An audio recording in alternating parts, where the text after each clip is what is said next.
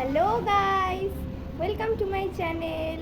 আজকে হচ্ছে জামাই ষষ্ঠী। তোমাদের সকলকে শুভ জামাই ষষ্ঠী। আমি আজকে না দুদিন আগেই এসেছি বনগাঁতে, আমার মাসির বাড়িতে। তো তোমরা নিশ্চয়ই জানো যে বনগাঁ থেকে বাংলাদেশের বর্ডার কতটা কাছে। তো আমরা আজকে ওখানে ঘুরতে যাচ্ছি, তো তোমাদের সাথে সেটা শেয়ার করব। তো ভিডিওটা দেখতে থাকো। আমার চ্যানেলটা প্লিজ সাবস্ক্রাইব করে দিও তোমরা। আর এটা হচ্ছে আমার বোনও রেডি হয়ে চলে এসছে, আমিও রেডি হয়ে গেছি। তোমরা বলো আমাদের দুজনকে কেমন লাগছে। আমরা এখন টোটোতে উঠে গেছি আর বর্ডারের উদ্দেশ্যে যাচ্ছি। সেটাই জিজ্ঞেস করছিলাম কতক্ষণ খোলা থাকে। আর এখানে দেখো আমরা পৌঁছেও গেছি। আর এটা হচ্ছে 0 পয়েন্ট, যেখানে প্যারেড হয়। আর এই যে ব্যারিকেড দেওয়া।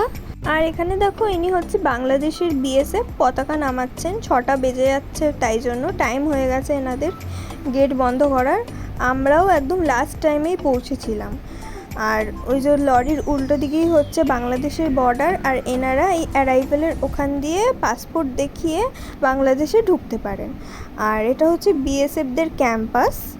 যেহেতু 6টা বেজে গেছিলো, তাই আমরা পুরোটা ঘুরে দেখাতে পারিনি। আর যেহেতু 6টা বেজে গেছিলো, ওই জন্য আমাদের ভেতরে বেশিক্ষণ থাকতে দেওয়া হয়নি, আমরা বেরিয়ে এসেছি। আর এই লরিটা হচ্ছে বাংলাদেশ থেকে আসলো।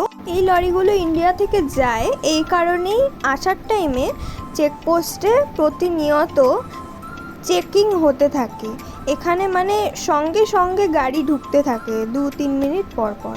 আর এই রেল লাইনটা হচ্ছে পেট্রাপোল রেল লাইন স্টেশন। এটা দিয়ে মানে বাংলাদেশ থেকে যখন ট্রেনটা আসে, কোনো এক্সপ্রেস ট্রেনই মনে হয় আসে, সেটা আমার জানা নেই। এই ট্রেনটা বনগাঁ স্টেশন হয়ে যায়, তখন এই স্টেশন দিয়েই বনগাঁ স্টেশনে ঢোকে। রেল লাইনটা পার হচ্ছে লোকটা, রেল লাইনের উল্টো দিকেই হচ্ছে বাংলাদেশ। এখান দিয়েই বাংলাদেশ যাওয়া যায়, কিন্তু যাওয়া যাবে না, অনেকটা রাত হয়ে যাওয়ার কারণে আমরা তাড়াতাড়ি চলে আসি। আর বর্ডারের সামনেই রাস্তা আমার এত পছন্দ হয়েছে। এরপর আমরা বনগাঁর এই পার্কটা ঘুরে বাড়ি চলে আসি। আর বাড়ি এসে ক্লিপ নেওয়া হয়নি, ভুলে গেছিলাম। তোমাদের ভিডিওটা কেমন লাগলো জানিও, আর সাবস্ক্রাইব করে দিও।